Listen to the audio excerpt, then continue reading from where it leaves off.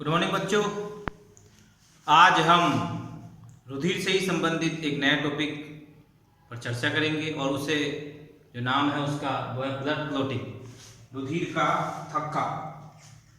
रुधिर का थक्का किस प्रकार से जमता है उसी के बारे में आज हम अध्ययन करेंगे, जिसे हम रुधिर स्कंदन या रुधिर का थक्का जमना कहते हैं। रुधिर स्कंदन। जब हमें चोट लगती है तो रुधिर बहने लगता है। और चूंकि आपको अच्छी तरह पता है कि रुधिर के अंदर आपकी रुधिर कणिकाएं हैं, उसके अंदर रुधिर प्लाज्मा है, उसमें कार्बनिक है, कार्बनिक बहुत सारे आपके आवश्यक पदार्थ उपस्थित है। और रुधिर ही वह पदार्थ है जो आपके परिसंचरण में मुख्य भूमिका निभाता है, यानी आपके शरीर में आवश्यक पदार्थों को, आपके शरीर में उत्सर्जी पदार्थों को, गैसों को एक कोशिका से दूसरी कोशिका तक पहुंचाने में, एक अंग से दूसरे अंग तक पहुंचाने में रुधिर ही मुख्य भूमिका निभाता है।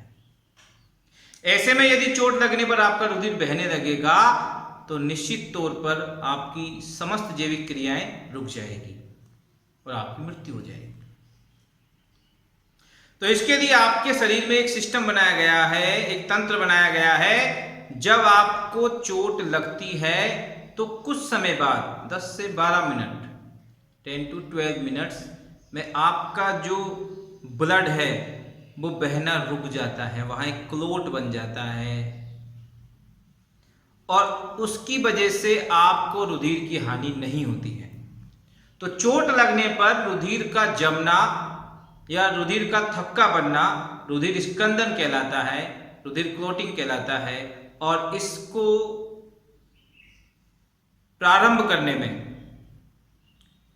जो चरण है वो 3 चरण होते हैं और तीनों चरणों में अनेक कारक मिलकर इस प्रक्रिया को नियंत्रित करते हैं। और वे सभी कारक जो रुधिर स्कंदन की प्रक्रिया को, ब्लड कोएगुलेशन की प्रक्रिया को नियंत्रित करते हैं, रुधिर स्कंदन कारक कहलाते हैं। ब्लड कोएगुलेशन 3 चरणों में संपन्न होता है। हम इसके बाद अध्ययन करेंगे कौन कौन से 3 चरण हैं जिसमें आपका रुधिर जमता है, रुधिर का थक्का जमता है। यहां ब्लड कोएगुलेशन फैक्टर यानी रुधिर स्कंदन कारक, जो आपके मुख्य रुधिर स्कंदन कारक है, जिनकी वजह से आपका रुधिर जमता है या जो आपके रुधिर स्कंदन की प्रक्रिया में महत्वपूर्ण भूमिका निभाते हैं, वो रुधिर स्कंदन कारक कहलाते हैं। अच्छा, कुछ ऐसे कारक भी हैं जो रुधिर स्कंदन को रोकते हैं, वो आपके ब्लड एंटीकोएगुलेशन कारक कहलाते हैं, एंटीकोएगुलेशन फैक्टर कहलाते हैं, यानी प्रतिरुधिर स्कंदन कारक कहलाते हैं। For example heparin. भाई नॉर्मली हमें चोट नहीं लगी है, अब चोट नहीं लगी है तो रुधिर तो धारा प्रवाह से बहते रहना चाहिए। तो उस समय रुधिर को बहते रहने के लिए स्कंदन नहीं होना चाहिए, तो स्कंदन यानी थक्का नहीं जमना चाहिए। और थक्का कब नहीं जमेगा? जब ऐसे कारक भी होंगे जो थक्का जमने की प्रक्रिया को रोकेंगे। और वे कारक जो रुधिर के थक्का जमने की प्रक्रिया को रोकते हैं उसे हम बोलते हैं रुधिर प्रतिस्कंदन कारक, और उसका मुख्य एग्जाम्पल है हिपेरिन। अध्ययन करेंगे हम। पहले हम पढ़ देते हैं रुधिर स्कंदन कारक। यहाँ जो फर्स्ट रुधिर स्कंदन कारक है, ये सारे आपके कुछ प्रमुख रुधिर स्कंदन कारक मैंने आपको यहाँ लिखे हैं। रुधिर स्कंदन कारक कौन कौन से हैं? फाइब्रिनोजन,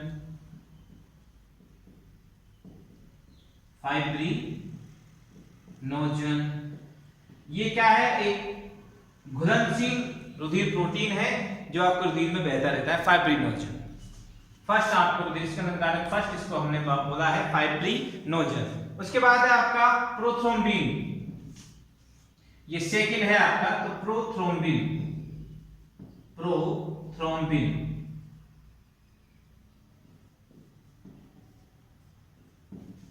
उसके बाद तीसरा जो आपका रुधिर स्कंदन कारक है वो है आपका थ्रोम्बोप्लास्टिन। क्या नाम है इसका? थ्रोम्बोप्लास्टिन, जो आपके सबसे महत्वपूर्ण भी हम कहेंगे, क्योंकि स्टार्ट जो आपका रुधिर स्कंदन होता है वो थ्रोम्बोप्लास्टिन से ही होता है। जब हम इसके चरण पढ़ेंगे, जब स्टेप्स पढ़ेंगे तो अच्छी तरह समझेंगे। थ्रोम्बोप्लास्टिन।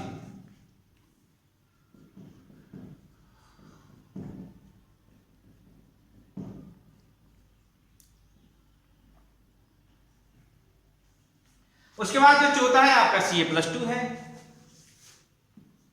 पांचवा जो रुधिर स्कंदन कारक है आपका वो है प्रोएक्सिलेरिन। एक्सिलेरिन भी इसको हम कहते हैं, प्रोएक्सिलेरिन।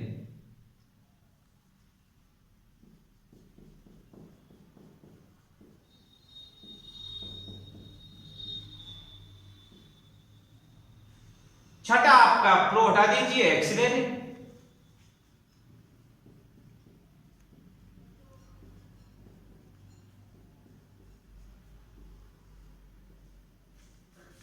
सातवां जो रुधिर स्कंदन कारक है 7 नंबर का जो है वो प्रो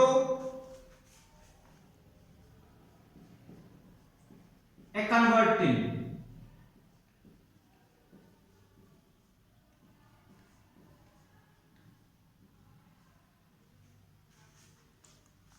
नौवां जो आपका रुधिर स्कंदन कारक है वो है आपका एंटी हीमोफिलिक ग्लोबिन। ये भी प्रोटीन है, एंटी हीमोफिलिक ग्लोबिन।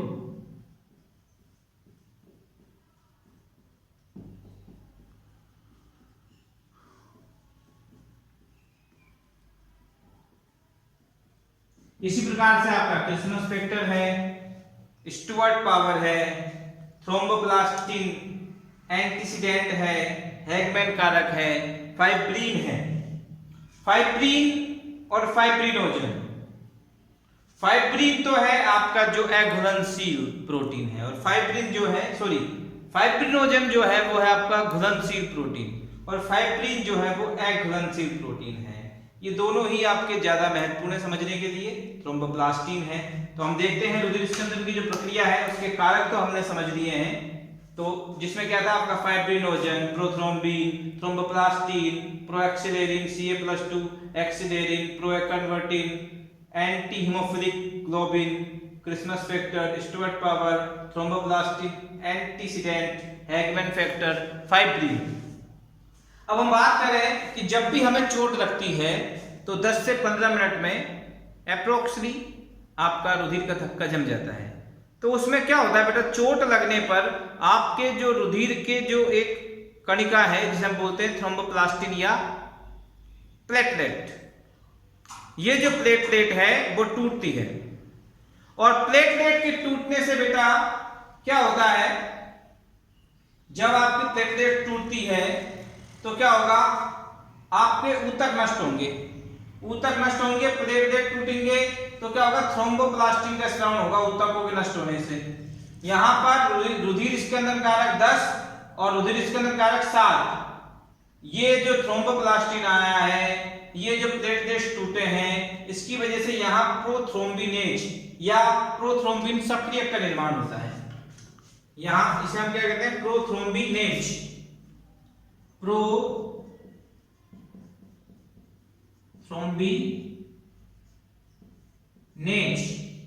ये बनना जरूरी है, और ये बन गया तो आपका पहला चरण हो गया। यानी रुधिर स्कंदन का आपका पहला चरण है कि ये प्रोथ्रोम्बिन क्या होता है, एक्चुअली क्या डीएक्टिव होता है।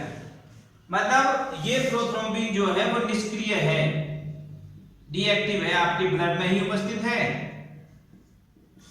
इसको सक्रिय करना होता है, हमको क्या करना होता है, एक्टिव करना होता है इसको। ये एक्टिव होकर क्या बन जाएगा, थ्रोम्बिन बन जाएगा। तो थ्रोम्बिन जो है पहले क्या है, वो प्रोथ्रोम्बिन के रूप में निष्क्रिय रूप में है। तो निष्क्रिय रूप में है, इसलिए इसको क्या करना पड़ेगा, सबसे पहले हमें एक्टिव करना पड़ेगा। तब ये जब एक्टिव हो जाएगा तो क्या बन जाएगा, ये बन जाएगा थ्रोम्बिन बन जाएगा। क्या बन जाएगा, थ्रोम्बिन बन जाएगा। ये जो स्टेप आपका यानी थ्रोम्बिन का निर्माण, ये इसका दूसरा चरण होता है। ये जो प्रोथ्रोम्बिन आपका है वो निष्क्रिय है, सबसे पहले हमें क्या करना पड़ेगा, इसको सक्रिय करना पड़ेगा। ये जो प्रोथ्रोम्बिन है वो क्या है, निष्क्रिय है। सबसे पहले इस निष्क्रिय प्रोथ्रोम्बिन को सक्रिय करना पड़ेगा। सक्रिय करने के लिए किसकी आवश्यकता है, प्रोथ्रोम्बिनेज की आवश्यकता है, जिसे आप प्रोथ्रोम्बिन सक्रियक कहते हैं। ये कब बनेगा, ये जब बनेगा जब आपको चोट लगेगी। चोट लगेगी तो प्लेटलेट्स टूटेंगे, ऊतक नष्ट होंगे। ऊतक नष्ट होंगे तो किसका स्रावन होगा, थ्रोम्बोप्लास्टिन का स्रावन होगा। थ्रोम्बोप्लास्टिन Ca+2 की उपस्थिति में, Ca+2 क्या है? रुधिर स्कंदन कारक 4 है। इसके अलावा रुधिर स्कंदन कारक 10 की उपस्थिति में, स्टुअर्ट पावर 7 की उपस्थिति में, प्रो एक्टिन, तो इनकी उपस्थिति में क्या बन जाएगा आपका? प्रोथ्रोम्बिनेज बन जाएगा। ये है आपका प्रथम चरण। क्या है?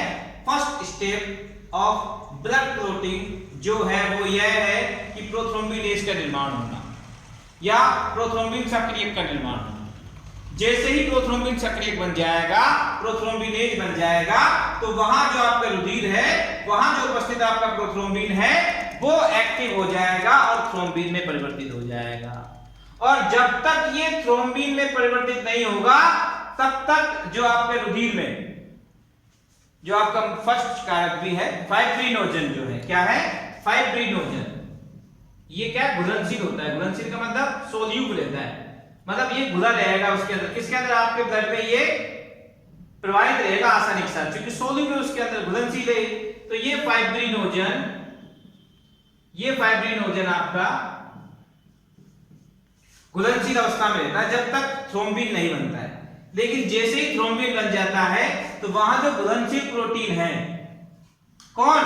फाइब्रिनोजन, वो इस थ्रोम्बिन की उपस्थिति में फाइब्रिन में परिवर्तित हो जाता है। और फाइब्रिन क्या है? एक नॉन सोल्यूबल यानी अघुलनशील प्रोटीन है। ये क्या बना देगा? जाल बना देगा, और उस जाल में क्या फंस जाएगी? आपकी रुधिर कणिकाएं फंस जाएगी। और जब आपकी रुधिर कणिका उसमें फंस जाएगी तो वो बाहर नहीं निकल पाएगी। बाहर नहीं निकल पाएगी तो वो रुक जाएगी, और एक के ऊपर एक कणिकाएं जब फंसने लगेगी तो रुधिर कणिकाएं और फाइब्रिन मिलकर एक जाल बना लेंगे। और ये जाल जब आपका सूख जाएगा या हवा के संपर्क में आएगा तो धीरे धीरे वो जमने लगेगा, और यही प्रक्रिया रुधिर का स्कंदन कहलाती है, ब्लड क्लॉटिंग कहलाती है। तो दूसरा स्टेप, पहला स्टेप एक बार आप फास्टली दोबारा देखिए, प्रोथ्रोम्बिनेज का निर्माण, दूसरा थ्रोम्बिन का निर्माण, तीसरा फाइब्रिन का निर्माण। फाइब्रिन क्या है? अघुलनशील है। फाइब्रिन आपका है आपका 13वां रुधिर स्कंदन कारक भी है। ये जो फाइब्रिन है आपका, ये नॉन सोल्यूबल प्रोटीन है, अघुलनशील प्रोटीन है। ये आरबीसी के साथ मिलकर, क्योंकि 99% क्या है आपके ब्लड में? आरबीसी, रुधिर कणिकाएं, ये जम जाता है और एक नेट बना लेता है, एक जाल बना लेता है। और इस जाल को हम क्या कहते हैं? रुधिर का थक्का कहते हैं, क्लॉट कहते हैं। थक्का, रुधिर का थक्का कहते हैं, या हम कहते हैं क्लॉट। और ये जो प्रक्रिया है वो क्या कहलाती है? क्लॉटिंग कहलाती है। ये जो रुधिर का थक्का बना है आपका, इसे हम क्या कहेंगे? रुधिर स्कंदन यानी ब्लड कोएगुलेशन।